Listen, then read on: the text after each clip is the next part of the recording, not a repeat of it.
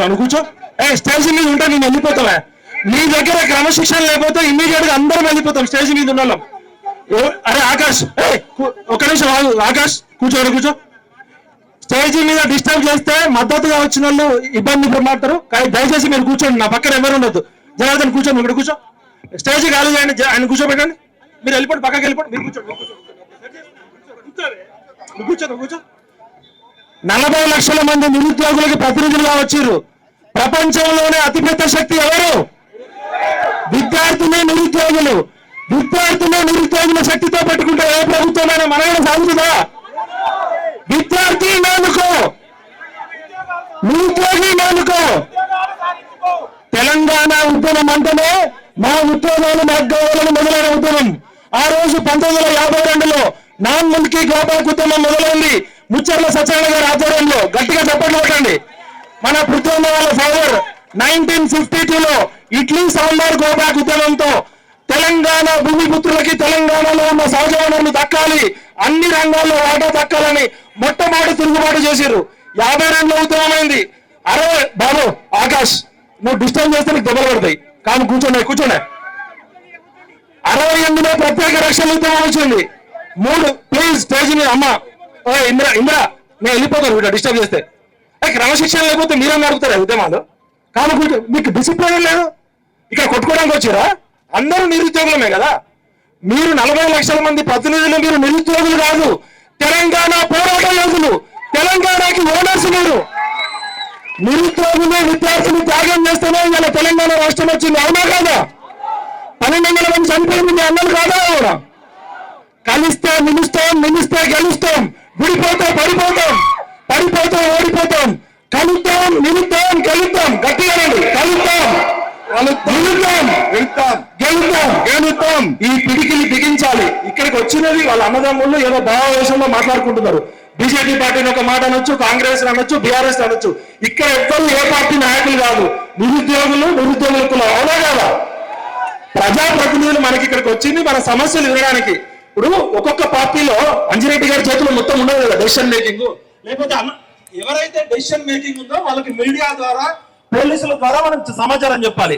ఆ రోజు కేసీఆర్ గారు నిరుద్యోగుల్ని పట్టించుకోకపోతే ఏమైంది? ఆయనకి కచరా పాలనలో ఫామ్ హౌస్ కి పరిమితమైండు. ఈ రోజు రేవంత్ రెడ్డి గారు ఎల్బీ స్టేడియంలో ప్రమాణం స్వీకారం చేసేటప్పుడు ఏం చెప్పారంటే, ఈ నిరుద్యోగులు, విద్యార్థుల త్యాగంతో నేను అధికారంలోకి వచ్చినా, నేను కూర్చున్న సీఎం సీటు నిరుద్యోగులు పెట్టే భిక్ష అన్నారా లేదా?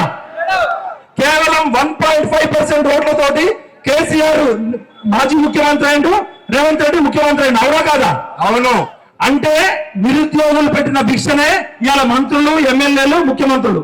మరి రేవంత్ రెడ్డి అన్న 18 నెలలు అయింది కదా, నువ్వు 18 సెకండ్లు కూడా ఎందుకు చర్చలు జరపలే? ఇది ప్రజా ప్రభుత్వం అని చెప్తున్నావు కదా, ఇది ఇందిరమ్మ ప్రభుత్వం అని చెప్తున్నావు కదా. ఆ రోజు సరూర్ నగర్ స్టేడియంలో ప్రియాంక గాంధీ గారు, రేవంత్ రెడ్డి గారు నిరుద్యోగులకి హామీ ఇచ్చినా లేదా? యూత్ డిక్లరేషన్ లో జాబ్ క్యాలెండర్ ప్రకటిస్తామన్నారా లేదా? ప్రియాంక గాంధీని మనం నమ్మి ఓటేసినా లేదా? అదే విధంగా ఆ ఫోటోలో ఉన్నట్టు మన రాహుల్ గాంధీ గారు ఎక్కడికి వచ్చారు? అశోక్ నగర్కి వచ్చారు, ఇందిరా పార్క్ దగ్గరికి వచ్చారు, ఉస్మానియా బిస్కెట్ తిన్నాడు, ఇరానీ చాయ్ తాగినాడు, బావచ్చులో బిర్యానీ తిన్నాడు. నిరుద్యోగులకి సపోర్ట్ చేస్తారా లేదా? మరి 18 ఏళ్ల కాలంలో గ్రూప్ 1 విషయంలో కానీ, గ్రూప్ 2 విషయంలో కానీ, గ్రూప్ 3 విషయంలో కానీ, గ్రూప్ 4 విషయంలో కానీ, జీవో నెంబర్ 46 విషయంలో కానీ ఏ కాంగ్రెస్ హైకమాండ్ కానీ రెస్పాండ్ అయిందా? ఓట్లకు ముందు మన ఇళ్ళ చుట్టూ తిరిగారు కదా. ఆ రియాజ్ అనేటైనా బస్సు యాత్రలో మిమ్మల్ని అందరూ తీసుకెళ్ళిండు కదా. మరి రియాజ్కి ఉద్యోగం వచ్చింది, మీకు ఉద్యోగాలు వచ్చినాయా? ఇప్పుడు కోదండరామ్ గారు ఉన్నారు, పెద్ద మనిషి. ఆయన పదవి ఎమ్మెల్సీ పదవి వచ్చినాక పెద్దలు మూసుకున్నాడా, మాట్లాడుతున్నాడా? తెలంగాణ సమాజం మొత్తానికి పెద్ద మనిషిగా ఉన్న పొలిటికల్ జేఏసీ చైర్మన్ తెలంగాణలో 60 లక్షల మంది నిరుద్యోగులు కొట్లాడుతుంటే కనీసం మీ బాధ పట్టించుకొని మిమ్మల్ని ముఖ్యమంత్రి దగ్గర తీసుకెళ్ళిండా? ఆకునూరు మురళి నేనే జాబ్ క్యాలెండర్ తయారు చేసినా అని చెప్పిండే కదా. ఆయనకు ఉద్యోగం వచ్చిందా లేదా? ఆకునూరు మురళికి, రిటైర్ అయిన ఆకునూరు మురళికి, కోదండరాంకి లక్షల రూపాయల ఉద్యోగాలు వచ్చినాయి. కానీ జీవితాన్ని చూడని మీలాంటి యువకులు ఉద్యోగాలు వచ్చినాయా? మీ సమస్యల్ని ముఖ్యమంత్రి దగ్గరికి తీసుకెళ్ళిండా కోదండరాం గారు? ఆకునూరు మురళి మీకు అపాయింట్మెంట్ ఇచ్చిండా? రియాజ్ మిమ్మల్ని ముఖ్యమంత్రి దగ్గరికి తీసుకెళ్ళిండా? బల్మూరు వెంకట్ తీసుకెళ్ళిండా? బల్మూరు వెంకట్ మిమ్మల్ని అందరూ అడ్డం పెట్టుకొని ఎమ్మెల్సీ పదవి తీసుకోవడం లేదా? రియాజ్ కి పదవి వచ్చింది. కొడకల్లారా చెప్తున్నాం, ఒక్కసారి నిరుద్యోగులు తలుచుకుంటే ఈ ప్రపంచంలో ఏ శక్తి కూడా ఆపలేదు. 60 లక్షల మంది నిరుద్యోగులు ఓట్ల మీదకి వస్తే ఆర్మీ, ఎయిర్ ఫోర్స్, నావీ కూడా తట్టుకోలేదు. Mister Revanth Reddy, mister Rahul Gandhi, mister Priyanka Gandhi, we are shame on you. One side you are holding Constitution of India and one side you are disturbing the Constitution of India. మీకు రాజ్యాంగం మీద ఏమాత్రం నమ్మకం ఉన్నా, రాజ్యాంగం మీద ప్రమాణం చేసిన మంత్రులారా, ఈ రాష్ట్రంలో నిరుద్యోగులకు ఉద్యోగాలు ఇవ్వడం అంటే, బాబు కూర్చోండి, డిస్టర్బ్ చేయకండి, హైలైట్ అయితే అన్నీ కూర్చోండి. మీకు కనీసం కామన్ సెన్స్ లేదు.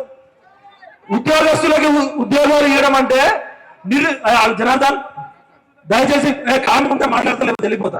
అరే మీకు 5 నిమిషాలు ఉద్యమం నడబడి కూర్చో, అది కనబడుతుంది, అన్ని కనబడుతుంది. నీ పట్టుకుంటే నేనే పట్టుకుంటే అయ్యో ఇది ఫోకస్.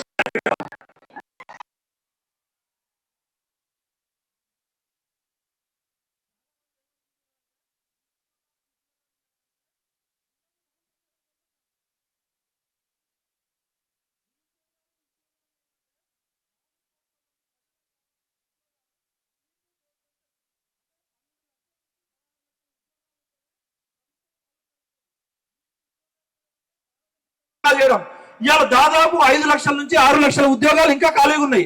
తెలంగాణ రాష్ట్రం ఏర్పడిందే డీసెంట్రలైజేషన్ కోసం. ఇన్ని లక్షల ఉద్యోగాలు ఖాళీగా పెట్టుకొని ముఖ్యమంత్రి ఒక్కడే పాలన చేస్తాడా? ముఖ్యమంత్రి దోచుకుంటే మొత్తం ప్రజలకు సేవలు అందుతాయా? అత్యంత కీలకమైన ఉద్యోగస్తులు ప్రభుత్వ పాలనలో.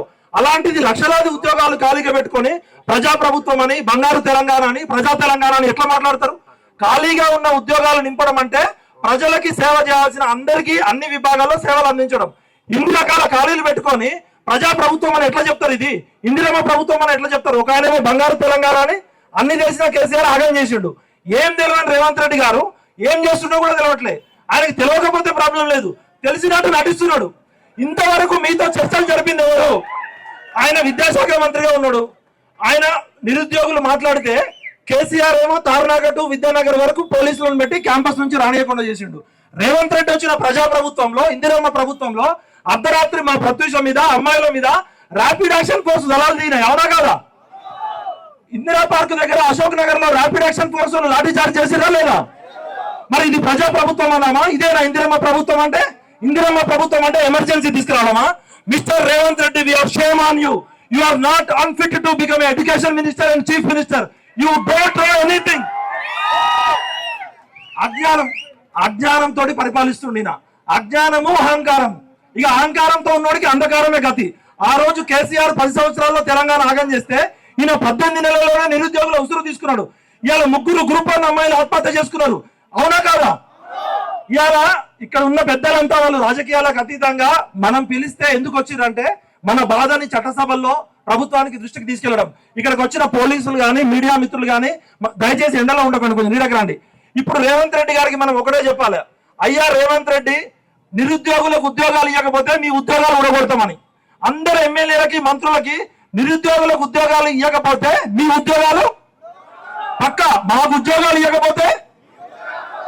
ఇప్పుడు ఆల్రెడీ ఎమ్మెల్యే ఎలక్షన్ లో కాంగ్రెస్ గ్రాఫ్, ఎమ్మెల్సీ ఎలక్షన్ లో, ఎంపీ ఎలక్షన్లకు 8 సీట్లు పోయినాయి. పంచాయతీ ఎలక్షన్ లోపు మీరు నోటిఫికేషన్ ఇచ్చి ఖాళీలు భర్తీ చేయకపోతే ward member, MPTC, ZPTC, sarpanch, councillor, corporator దగ్గర నుంచి 50,000 ఉద్యోగాలు ఖాళీ ఉన్నాయి. మనందరం కూడా రాబోయే ఎన్నికల్లో నిరుద్యోగులకు అన్యాయం జరిగితే ఈ కాంగ్రెస్ పార్టీని బెదరడమా లేదా? ఖచ్చితంగా చెప్తున్నాం. ఇక్కడ ఉన్న బీజేపీ కానీ, టీఆర్ఎస్ కానీ, మిగతా ప్రజా సంఘాలు కానీ నిరుద్యోగులతోటే ఉంటారు. ఇక్కడ మన కృష్ణన్న గారు ఉన్నారు, అదేవిధంగా పృథ్వాన్ ఉన్నాడు. మనం ఖచ్చితంగా ఈ యుద్ధాన్ని గెలవబోతున్నాం. మీరు దయచేసి ఈ పిడికిలు ఏ విధంగా అయితే ఏకంగా ఉంటుందో అట్లా కాండి. నిరుద్యోగి మేలుకో, విద్యార్థి మేలుకో, తెలంగాణ మేలుకో. మీరు దయచేసి ఉద్యమ పందా మారింది. గతంలో లాగా రాస్తారోకోలు, ధర్నాలు, ఆమరణ దీక్షలు చేయాల్సిన అవసరం లేదు. సోషల్ మీడియాని క్రియేటివ్ వాడుకుందాం. ఢిల్లీలో 3,000 పత్రికలు ఉంటాయి, 500 ఛానల్స్ ఉంటాయి. సోషల్ మీడియాలో రాహుల్ గాంధీ ఇజ్జత్ ఎట్లా తీయాలి, సోనియా గాంధీకి ఎట్లా పెట్టాలి పోస్టు, ప్రియాంక గాంధీకి ఎట్లా పెట్టాలి. ఇక్కడ అయిపోయింది. బీహార్ లో, తమిళనాడులో నెక్స్ట్ ఎలక్షన్స్ రాబోతున్నాయి. అక్కడ హామీలు ఇస్తున్నారు. తెలంగాణలో అన్ని జాబ్ క్యాలెండర్ అమలు చేసినట్టు జాబ్ క్యాలెండర్ అమలైందా? మొదటి కేబినెట్ లో 2 లక్షల ఉద్యోగాలు భర్తీ చేస్తా అని చెప్పిండు రేవంత్ రెడ్డి, చేసిండా? మరి మాట ఆడి తప్పిన ఏమంటారు? అది ఏమంటారో ఆయనకే తెలుసు. ఆయన ఏమంటాడు, నేను దుబ్బు మేస్తా అంటాడు. గుంపు మేస్త్రి పని కూడా కమ్యూనికేషన్ కోఆర్డినేషన్ ఉంటది. గుంపు మేస్త్రి కింద కూలోళ్ళ దగ్గర నుంచి కార్పెంటర్ దగ్గర నుంచి అందరితో కోఆర్డినేషన్ చేసుకోవాలి కదా. 18 నెలల్లో కనీసం మీతో చర్చలు జరిగి ప్రభుత్వమా? డెమోక్రసీ అంటేనే డిబేట్, డిస్కషన్, డైలాగ్ ఉంటది. అలాంటిది రేవంత్ రెడ్డి గారు ఇంతవరకు నిరుద్యోగులతో ఎందుకు చర్చలు జరపలేదు? కృతజ్ఞత లేని ముఖ్యమంత్రి. ఆయనేమో అహంకారంతో, నియంతృత్వంతో అంధకారంలోకి పోయిండు. ఈయనేమో బలుపు, అహంకారం, నాకే అన్ని తెలుసు అనుకుంటుండు. ఇమీడియట్ గా మీరు చర్చలు జరపకపోతే మిమ్మల్ని కాంగ్రెస్ పార్టీని బొందబెట్టడం ఖాయం. మాకు రాజకీయాలతో సంబంధం లేదు. మంచి చేస్తే నెత్తిన పెట్టుకుంటాం, చెడు చేస్తే బండకేసి బాస్తాం. వాడు రేవంత్ రెడ్డి అయినా, మోడీ అయినా, కేసీఆర్ అయినా, ఎవరైనా సరే. కాబట్టి ఇక్కడికి వచ్చిన వాళ్ళు కూడా వాళ్ళు రాజకీయ పార్టీ నాయకులుగా రాలే. ఆయన గ్రాడ్యుయేట్స్ ఎమ్మెల్సీగా వచ్చిండు. మీ సమస్యల్ని అసెంబ్లీలో చెప్పడానికి వాళ్ళ హైకమాండ్ కానీ కిషన్ రెడ్డి కాదు, మోడీ కాదు డెసిషన్ తీసుకోవడానికి. అంజిరెడ్డి గారికి ఉన్న లిమిటేషన్ కూడా మనం అర్థం చేసుకోవాలి. అదేవిధంగా మన కృష్ణన్న నిరుద్యోగుల ప్రతినిధికి వచ్చిండు, ఆయన రాజ్యసభ సభ్యుడికి రాలే. పృథ్వన్న ఆధ్వర్యంలో మేమంతా ఉంటాం. హరికృష్ణ ఉన్నాడు, మన అశోక్ సార్ ఉన్నారు. ముఖ్యంగా ఈ టీం అందరికీ గట్టిగా చప్పట్లు కొట్టండి. మన జనార్దన్ కావచ్చు, ప్రత్యూష కావచ్చు, రేఖా సింగ్ కావచ్చు, ఆకాష్ కావచ్చు. మీరు ఎగ్జామ్ హాల్లో కష్టపడి చదువుకుంటుంటే మీకోసం కేసులు పెట్టుకొని లాఠీ దెబ్బలు తిని వాళ్ళ జీవితాలు కోల్పోయారు. కాబట్టి పోరాడితే పోయేదేం లేదు. ఇవాళ ఒక కాకికి కష్టం వస్తే 4 కాకులు వస్తున్నాయి, ఒక కోతికి కష్టం వస్తే 4 కోతులు వస్తున్నాయి. ఒక చీమ కూడా పోరాడుతూ ప్రాణం పోయే వరకు కొట్లాడుతుంది. అట్లాంటిది 60 లక్షల మంది నిరుద్యోగులని మోసం చేసిన ప్రభుత్వాలకి మీరంతగా సమిష్టిగా కృషితో పోరాడండి. జై తెలంగాణ, జై నిరుద్యోగి, జై విద్యార్థి. థ్యాంక్ యూ అన్నా.